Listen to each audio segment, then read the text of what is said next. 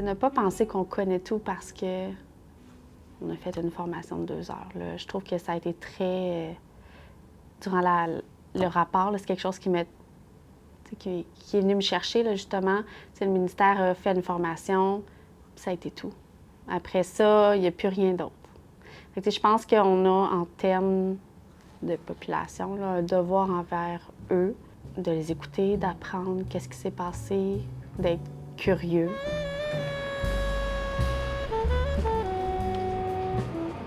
Since 1974, we've been offering services to the urban Indigenous community of Montreal. For myself, I go to a hospital and they're big and they can be confusing. And if you're not used to that, it can be a very scary experience. And for many of our members, that has been the case, right? Where they prefer not to even, go to the ER to take care of their broken arm. They rather keep their arm broken than to go and get the care that they need, that they should have. So when there was the invitation to participate in this project, we saw it as an opportunity to bring solutions to the table and also to be heard. It's put on paper and we can say this is real, this is happening, because I don't think there has been an opportunity like that in the past. What we're doing is very systematic in the community, is to build relationships, build skills, build knowledge in community members to be able to do self-advocacy, and at the same time participate in the organizations who are doing the exclusion, to work with them to be more understanding and more inclusive. Juste le fait de participer à cette équipe de recherche-là, ça m'a appris plein de choses. Je souhaiterais que finalement tous les gens soient motivés par le fait d'apprendre plein de choses plutôt que d'être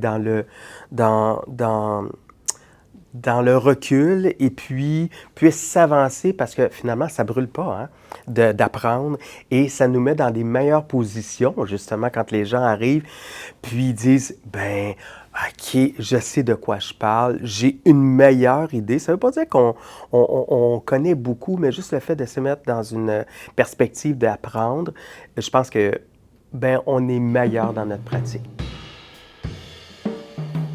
So the network is a nonprofit organization, and our main focus is really being supportive of the organizations that are first line. So we listen to our community partners, we listen to their needs, we connect them with the right resources or points of advocacy, and then we support them through that process. So that could look like HR support, financial support, coordination support, and more. So we are in a unique position to really support the organizations that are supporting the urban Indigenous population in Montreal.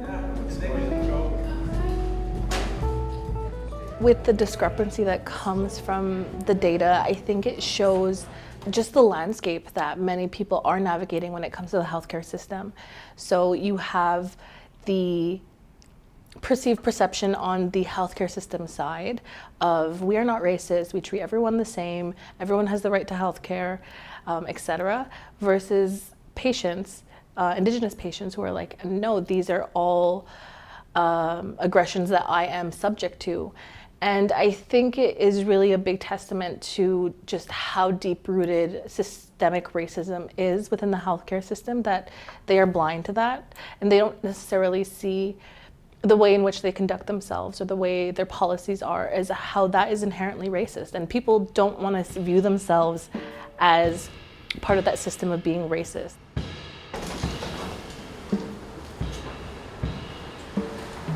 Donc la clinique a été établie en août 2023. Fait qu'on a vraiment remarqué qu'il y avait vraiment ce besoin de développer un centre qui était culturellement sécure, qui était vraiment nécessaire pour la communauté autochtone ou comme presque comme un centre culturel pour la communauté. Donc nous, on a développé un projet de sécurisation culturelle. Il y avait quand même une quarantaine de personnes qui ont participé dans le projet pour aider à former les gens. Fait que c'est ça, c'est là on a réalisé qu'il y avait vraiment un manque de sécurisation culturelle avec les travailleurs dans le domaine de santé, avec les travailleurs ou travailleuses sociales aussi. Puis donc c'est vraiment un besoin. Puis surtout suite au décès de Joyce Echaquan, on a vraiment réalisé que c'est pas juste à Montréal, mais c'est vraiment à travers le Québec où on a vraiment besoin de former les gens à développer un aspect plus respectueux envers la communauté autochtone qui viennent consulter.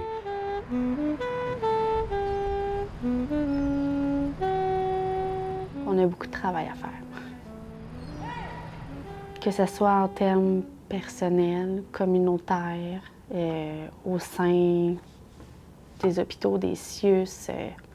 Je trouve que c'est quelque chose qui n'est pas assez parlé, discuté, que le ministère ne met pas assez d'emphase là-dessus aussi pour qu'on ait cette vision-là dans les hôpitaux, qu'on les intègre plus. Donc, ouais, c'est pas mal ça que je retiens, qu'on a du travail à faire.